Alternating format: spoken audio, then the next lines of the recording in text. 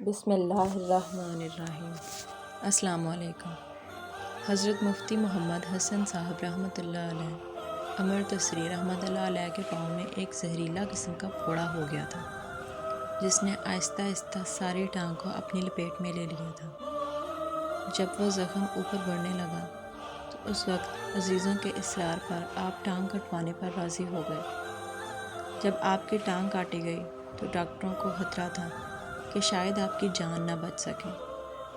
Colonel امیر الدین صاحب گھبرائے ہوئے تھے اور ٹانگ کاٹ رہے تھے، اور ڈاکٹر ریاض قدیر صاحب ٹانگیں لگا رہے تھے، اور ڈاکٹر ضیاء اللہ صاحب نبض پر ہاتھ رکھے ہوئے تھے۔ وہ لوگ یہ سمجھ رہے تھے کہ مفتی صاحب بھی پریشان ہوں گے، مگر آپ بالکل مطمئن تھے اور فرمایا کہ میرے لیے تو آج عید ہے۔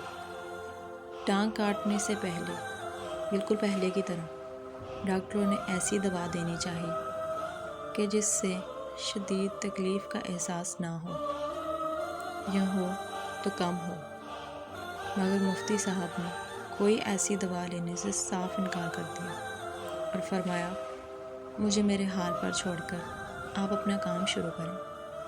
70 برس کی عمر ڈاکٹر صاحبان بڑے پریشان تھے، نہ چاہتے ہوئے بھی ایک ٹیکا لگا کر ران کاٹنی شروع کر دی۔ اس میں تقریباً 1 گھنٹہ لگا۔ آپریشن کے وقت جس ڈاکٹر نے آپ کی نبض پر ہاتھ رکھا ہوا تھا، اس کا بیان ہے کہ حیرت ہے کہ آپریشن کے شروع سے لے کر آخر تک نبض کی رفتار میں ذرا فرق نہیں آیا۔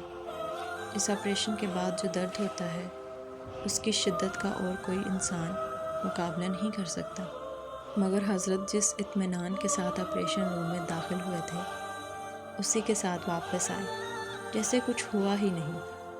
حضرت علامہ سید سلیمان ندوی رحمۃ اللہ علیہ جب حضرت مفتی صاحب رحمۃ اللہ علیہ کی عیادت کو تشریف لائے تو آپ نے اس صبر کا راز پوچھا تو آپ نے فرمایا میں اس وقت اس تکلیف سے ملنے والے اجر عظیم کہ جس کی تصویر میرے سامنے بن گئی تھی، اس کی خوشی میں ایسا گم ہوا کہ مجھے کچھ پتہ ہی نہ چلا کہ کیا ہو رہا ہے، مجھے ذرا بھی تکلیف کا احساس نہ ہوا۔